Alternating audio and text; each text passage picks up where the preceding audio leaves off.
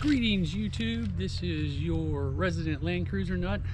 First I want to thank all my YouTube subscribers so far. It's been fun watching the channel grow. I know I'm only at like 550 so, but I appreciate every one of you that has subscribed so far. As promised, I'm finally going to do an update video on everything I've been doing to my 1992 FJ80. You can see I got a lot of stuff here on the table that's future projects, but I want to first walk you through everything that I've currently done to the truck that I haven't really had a lot of time to get on camera. It's just been really busy around here. So I'm going to do a quick walk around the truck, show you some of the projects that I've completed already, and then we'll jump into things that I want to do that I will put on camera for you. And I actually made a list in my hand because there's been so many things and so many things I need to do to make sure I stay on track. So first, let's jump around to the front of the truck and show you some of the things that I've done there. So we're at the front of the truck, and as you can see, I finally got my headlight conversion done. It was a little bit of a challenge because if you have a US spec Land Cruiser, you did not get the H1, H4 wiring harness. You got the 9005 and 906 style harness for your bulbs, your lamps, depending on which country you live in, headlights, whatever. So with that, I had to make a new wiring harness, and I'll get up underneath the hood and show you how it's done. One of the things that you're going to find is if you're trying to do this is that these quad headlights are actually becoming very difficult to find. If you do find them, sometimes you have a lot of tabs broken off.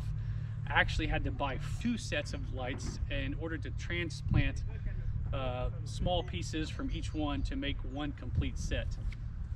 One of the cool things that I did that makes these stand out is the surround pieces that help hold in the lamp. I sent them back to a friend of mine, had him powder coat them so it gives it this cool black edge around the light. The way that I wired them up was that when you turn on the lamps, all 4 lights come on. I'll demonstrate that in just a second. What I could tell you was before I put the LED bulbs in, I was just running your standard halogen, and running 1 light for low beam and then 1 for high beam just wasn't bright enough. So I changed the wiring to where all 4 light up at once. Still had the halogens in, still just didn't think they were as bright as I want them. So I switched to a set of Cougar Motors LED headlights. I'll show those to you. They are amazing. And I'll actually get an image out tonight where you can see the difference in the light output, because it is almost like having a brand new vehicle. Okay, I'm currently on my low beam setting. You can see how bright these Cougar Motors LEDs are on low beam. Let me switch over to high beam. And you can see another noticeable improvement. I just went ahead and turned on the headlights for you. You can see how they look. The light output, like I said, is amazing. Now that you can see how they all work together, what I will tell you is if you're doing this, when you put the LEDs in, it's going to change how your lights project. So I highly recommend, if you make this swap from halogen to LED, that you do the proper changes to make sure that you're not blinding people.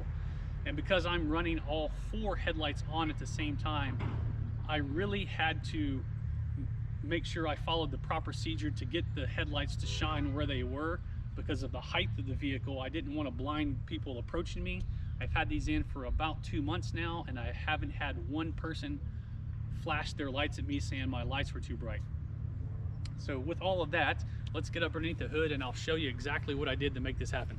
So I got the hood open here, and I took the back covers off the headlamp so you can see. Let's get down on here. So really what you're going to need is you're going to need to buy, if you're going to do this, you're going to need 4 of these H1, H4 style pigtails, and you're going to need 2, I believe it's, let's see if I can see here.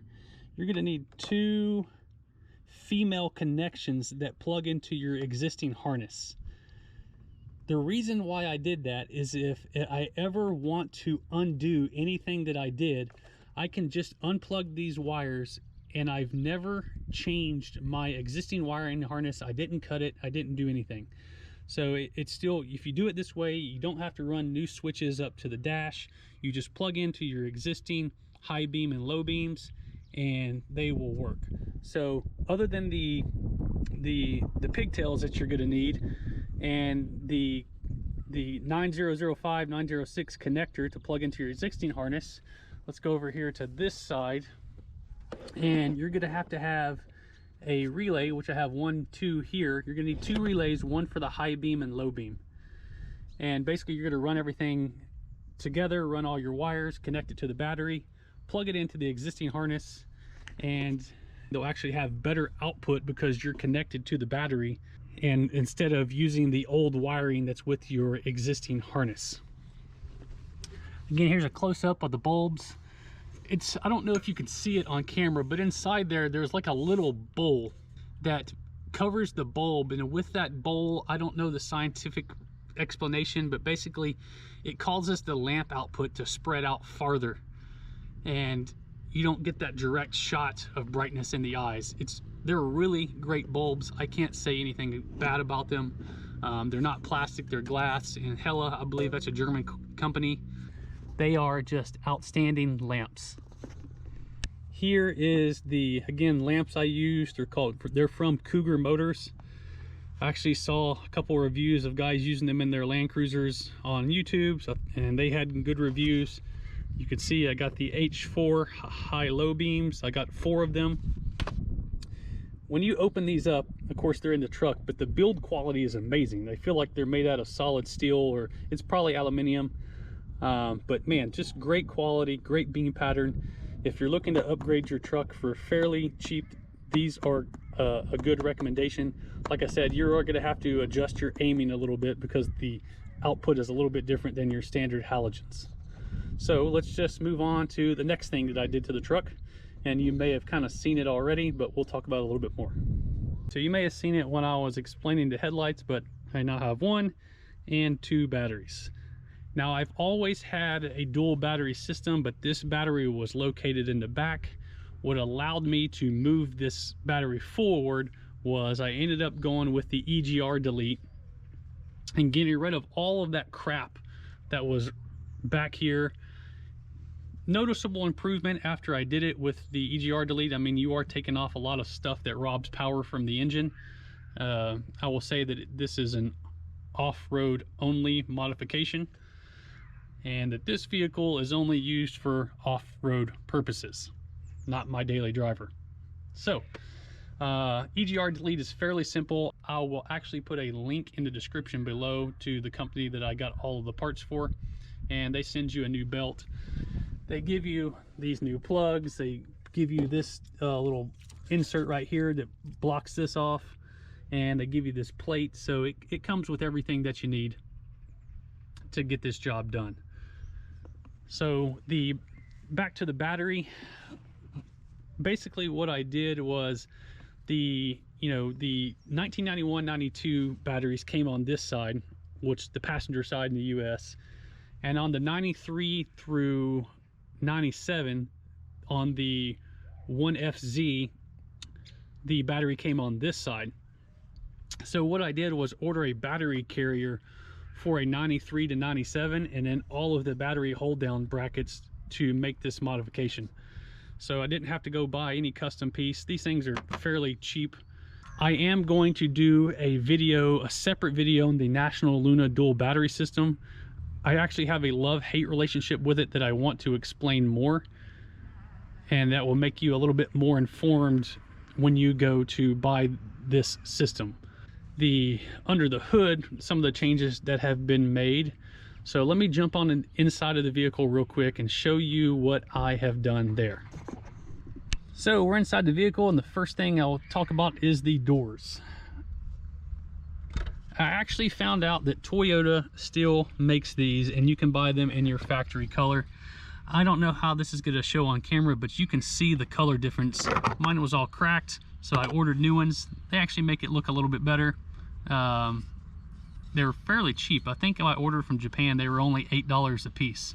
So they're not going to break the bank, and they just make the truck look a little bit better. Next, I ordered some better speakers These have an Alpine surround on them, but they're not Alpine speakers. They're actually called Audison Primas. You can get them here in Europe. They sound fantastic. I am not an audiophile per se. I just wanted the truck to sound better. I had a lot of speakers that weren't working, so I just went and replaced on both doors and both driver and passenger door, and I did it on the back doors as well. An easy modification. These actually didn't require a separate bracket. They sent you long enough screws that will actually go back to the original location, so I didn't have to do anything I didn't have to make a lot of modifications. The next thing is I have all new window seals in every door.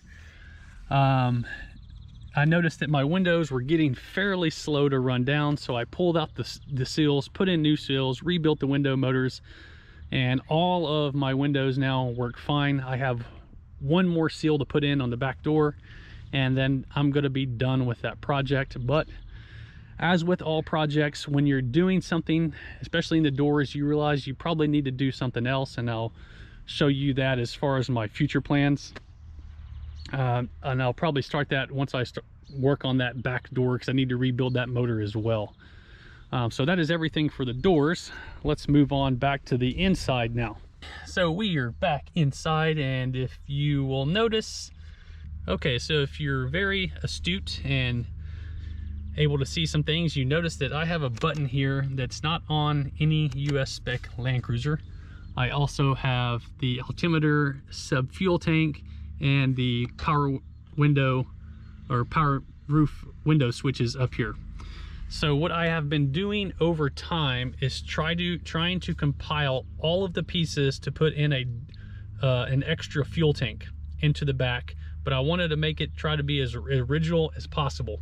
So far I've gotten these two pieces, and I realized that when it comes to the tank itself, I'm probably gonna have to build my own fuel tank, because I've been looking at a lot of the aftermarket ones, and I want to have something that tucks up underneath the truck really good, that doesn't hurt the departure angle.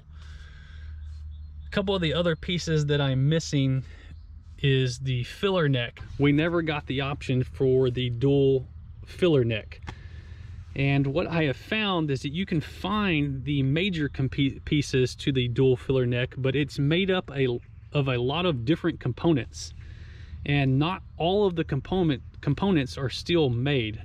So if you have a fuel neck out there that with all of the components that you're willing to sell, please reach out in the comments. I do read them all, because I have found that that is one of the hardest things to actually piece together. Let's move on to the next project. The other problem I had to fix was up underneath the truck. So what you're looking at is right where the gearbox and the transfer case connect, or if you're an American, the transmission and the transfer case.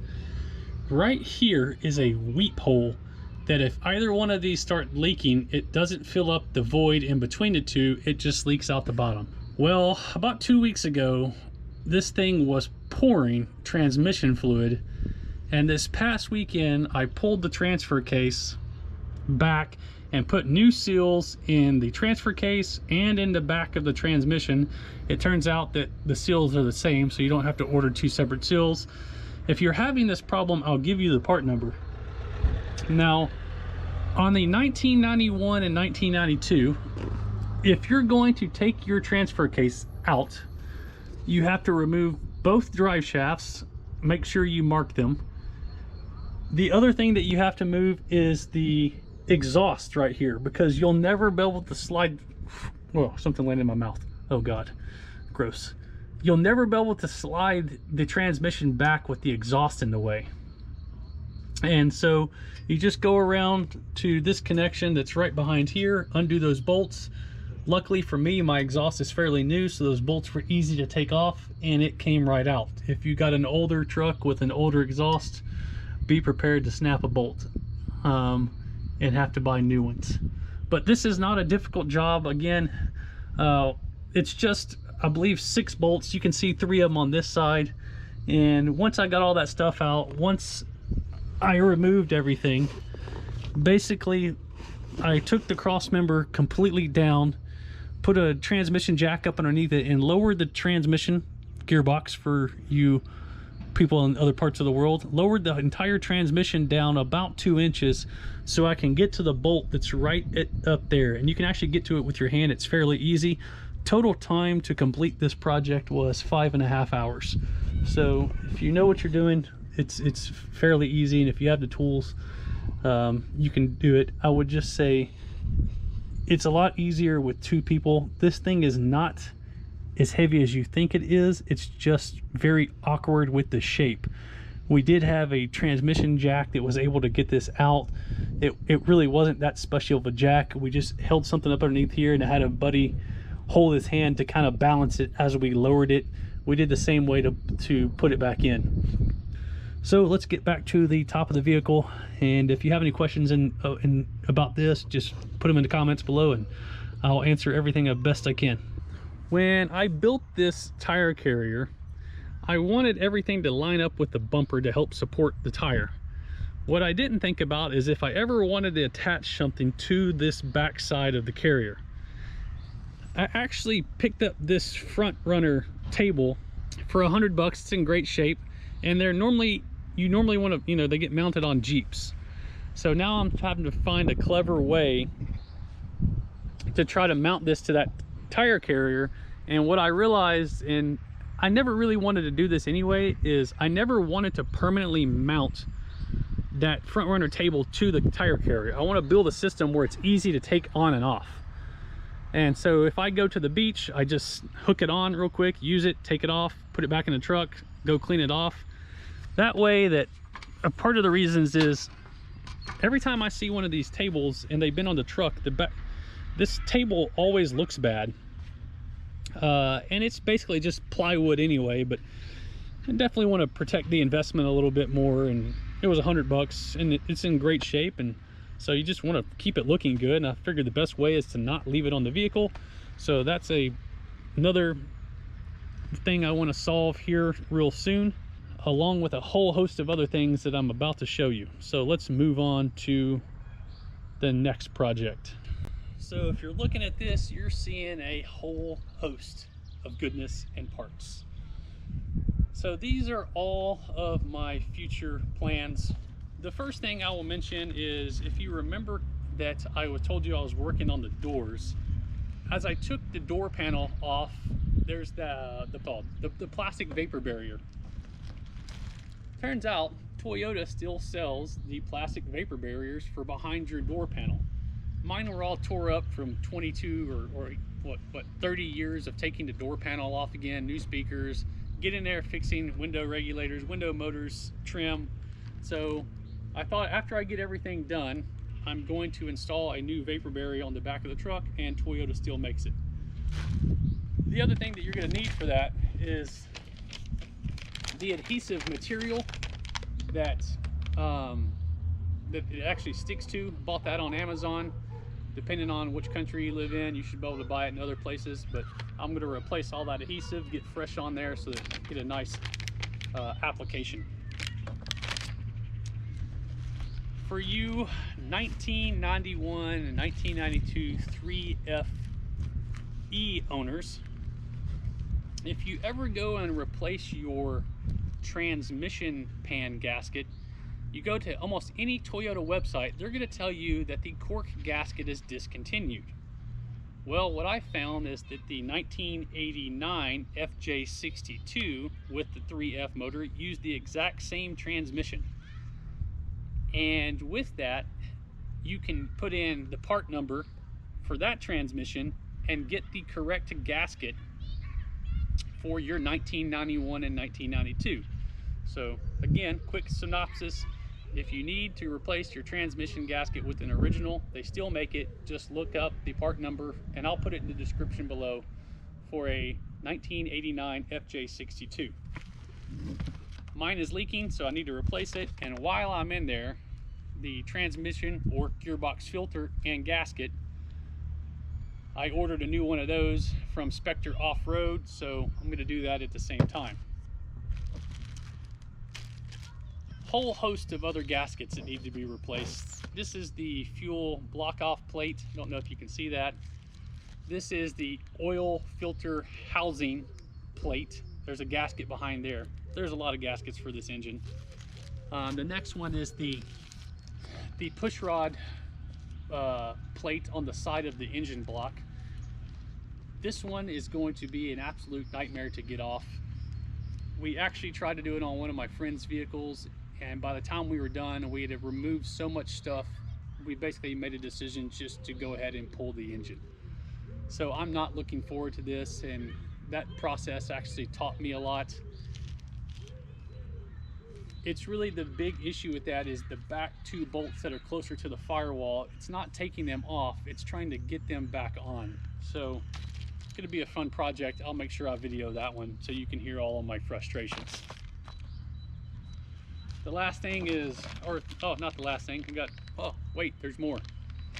New brake lines. Mine are all corroded and they look like crap. I actually need to rebuild my brake calipers. I feel like they're sticking. And then all of these more coolant hoses. I think this is a coolant, most of these for the oil cooler line. This is for the part that goes up underneath the, I can't remember where this goes. I'm pretty sure it goes up underneath the radiator. And again, more lines. So the bulk of my work is going to be fixing leaks, new wheel bearings. I thought maybe I'll put in the new wheel bearings I got from Terrain Tamer. Then I realized my basically burr fields need to be rebuilt, so I'm going to hold off on those. Probably do that in the States, because the issue that I have here is if you're going to do your burr fields, the problem that you will face is maybe you don't need new axles, maybe you do, but you don't know that until you disassemble everything. And I do use this as a daily driver. I don't want to run into a situation where I take everything apart and suddenly I know I need to replace the axles. You know, some people might say, well, just order new axles to begin with. Well, I'm not gonna, if they're good, I'm just gonna keep them. I don't no need to replace something that's still good. So that's really the majority of things. And then you will also see I got a power steering pump that's leaking.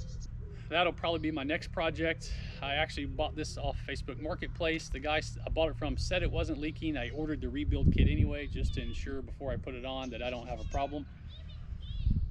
At that point, I think I've described just about everything that I'm doing with this truck. Now, one of the things I want to recommend to you is this tool that I got from JTC Automotive.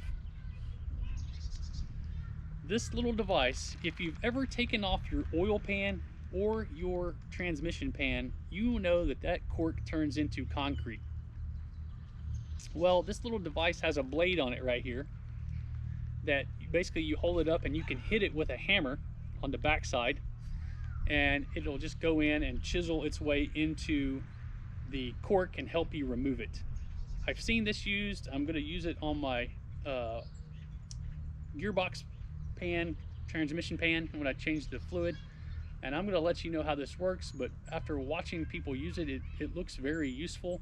And then the good news is the company that made it's pretty smart. If the blade wears out, you can just take it off and order a new one.